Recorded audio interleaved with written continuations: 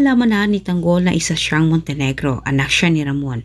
Gigirahin ni Tanggol itong si Rigor para tuluyan. Samantala, kumilos na rin itong si David sa kabilang banda para pigilan umano ang pagmamutihan ni Tess dito kay Ramon.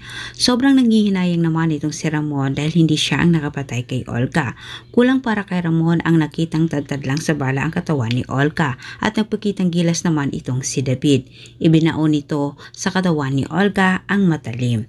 Gumagawa na ng kwento itong si David habang kausap niya itong si Rigor. Sinisiraan niya itong si Marites, nangangaliwa umano. Ngunit hindi nabanggit ni David ang pangalan ni Ramon. Akala naman ni David ang kanyang pagsusumbong kay Rigor ay matatanggal ang malaking balakid sa kanyang plano.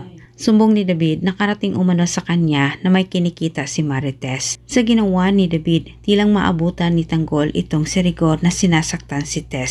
At higit sa lahat, malaman ni Tanggol ang punot dulo sa galit ni Rigor sa kanya at malaman din niya na isa siyang Montenegro, anak sa kanyang kaaway sa negosyo. Sobrang nalulungkot naman sila Enting sa kabilang banda sa kwento ni Tanggol sa kanyang pagkatao. At samantala, ayaw naman magpaawat ni Tanggol kala Madonna sa gagawin niyang plano para kay Rigor. Naisa na ni Madonna na pagplanuhan ng maayos ni Tanggol ang gagawin nitong paggiganti. Ngunit ayaw ni Tanggol na siya ipakialaman sa mga ito.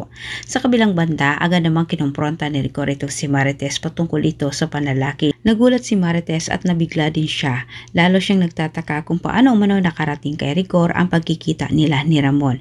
Nagpapasalamat na lang itong si Marites dahil walang binanggit si Rigor na pangalan. Iginiit ni Marites na walang katotohanan umano ang nakarating kay Rigor. Ginulat ni Tanggol sila Rigor sa gitna ng pag-aaway ni Marites at Rigor. Natutuwa itong si Tess at Tinding dahil ang akala nila na wala na ang galit ni Tanggol sa kanila at handa ng pakinggan ni Tanggol ang kanilang paliwanag. Ngunit si Rigor ang unang pinunturya ni Tanggol sabay kumpronta ito sa kanyang natuklasan. Pinabuloan na naman ito ni Rigor sabay sabi din sa punot dulo ng galit niya dito kay Tanggol. Sabay sabi na ginawan umano ng kawalang hiyaan ni Ramon Montenegro itong si Marites. Ngunit para kay Tanggol, hindi sapat ang mga sinabi ni Rigor sa kanya. Hindi umano makatwiran ang ginagawa ni Rigor para siya'y parusahan. Mas lalo pang sumiklab ang galit ni Tanggol kay Rigor nang sinabi naman ni Rigor na pinatay umano niya si Ramon Montenegro.